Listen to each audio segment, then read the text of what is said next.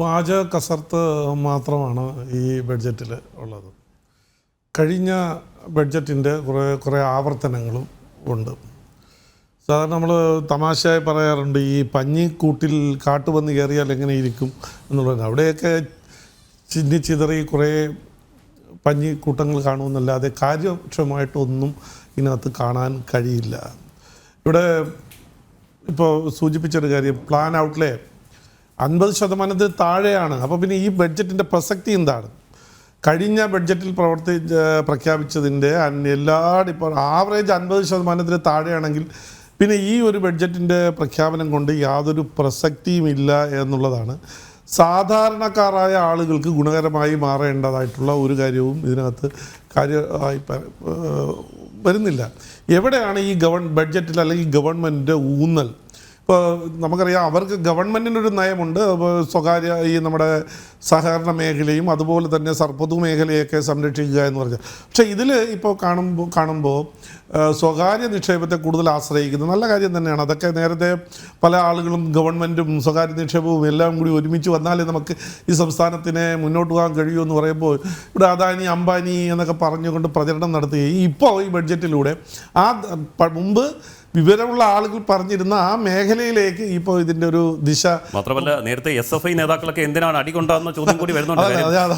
സ്വകാര്യ മേഖലയിൽ യൂണിവേഴ്സിറ്റികൾ വരികയാണ്. അപ്പോൾ ഈ സ്വകാര്യ മേഖലയിലേക്ക് ആ നിക്ഷേപത്തിലേക്ക് ദിശ തിരിച്ചു വിടുകയാണ് എന്നാണ് എനിക്ക് മനസ്സിലാക്കുന്നത്.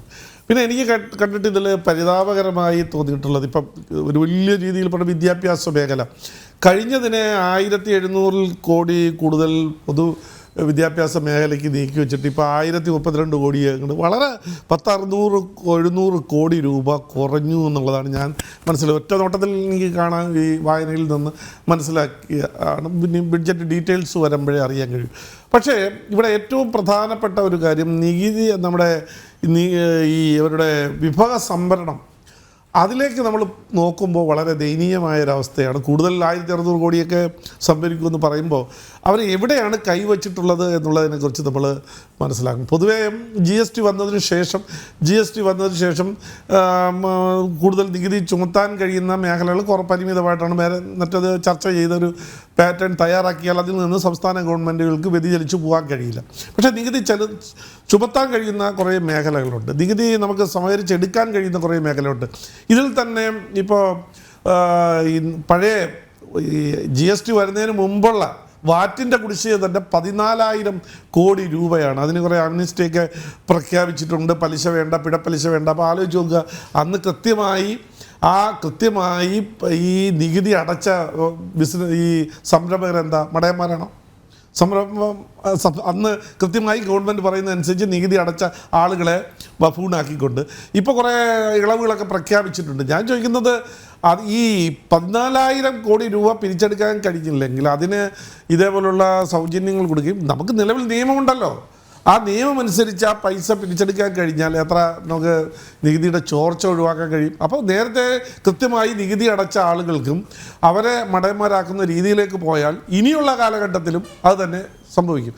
പിന്നെ വേറൊരു കാര്യം, ഇപ്പോൾ നികുതി ചുമത്തിയിട്ടുള്ള കാര്യങ്ങൾ നമുക്ക് വിശദമായി ചർച്ച ചെയ്യേണ്ട കാര്യങ്ങൾ, നികുതി ചുമത്തിയിട്ടുള്ള കാര്യങ്ങൾ വളരെ KSEB സാധാരണക്കാരായ ആളുകളെ ബാധിക്കുന്ന, നേരത്തെയും KSEBയിലെ ചാർജ് വർധനവുണ്ടായി. ഇപ്പോൾ അത് ചാർജ് വർധനമല്ലെങ്കിലും മറ്റു പല അനുബന്ധ ചാർജുകൾ വർദ്ധിപ്പിക്കുന്നതുമായി ബന്ധപ്പെട്ട് നികുതി കൂട്ടി അതിൽ നിന്ന് ഏകദേശം 102 കോടി രൂപ പോകുന്നു.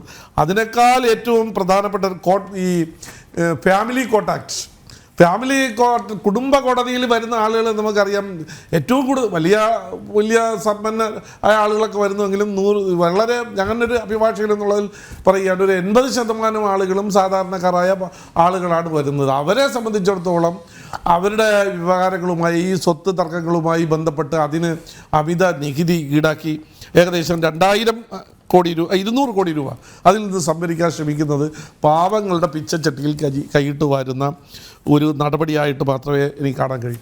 മാത്രമല്ല, നെഗോഷ്യബിൾ ഇൻസ്ട്രുമെൻ്റ് ആക്ട് 138 അനുസരിച്ച് ചെക്ക് കേസുകളുമായി ബന്ധപ്പെട്ട് അറിയാം, അതിൻ്റെ കൺവിക്ഷൻ അല്ലെങ്കിൽ റിയലൈസേഷൻ നമ്മൾ പരിശോധിച്ച് നോക്കിയാൽ വളരെ കുറവാണ്. കാര്യം ഒന്നാമത് പ്രതികളാരും വരാറില്ല, അവരെല്ലാം മുങ്ങി അബ്സ്കോട്ടിങ്ങായിട്ട് നടക്കും, പിന്നെ അപ്പീലായി അവർക്ക് റിയലൈസ് ചെയ്യാൻ കഴിയില്ല. അപ്പോൾ എൻ്റെ പൈസ പോവുകയും ചെയ്യും, അതിൻ്റെ ഇത്ര പെർസെൻറ്റേജ് കൂടി കേസ് ഫയൽ ചെയ്യണമെങ്കിൽ ഇനി ഇത് അടയ്ക്കുക കൂടി വേണം. നേരത്തെ ക്രിമിനൽ കേസായിരുന്നു. അപ്പോൾ ഇത് ആ 138-ൻ്റെ പരിധിയിലേക്ക് ഇതിൻ്റെ ഇത്ര പെർസെൻറ്റേജ് കൂടി അടയ്ക്കണമെന്നുള്ള നിലയിലേക്ക് വരുമ്പോൾ അതും പാവപ്പെട്ട ആളുകളെ, ഈ വ്യവഹാരത്തിലേക്ക് വരുന്ന പാവപ്പെട്ട ആളുകളെ ഉപദ്രവിക്കുന്ന ഒരു കാര്യമാണ്.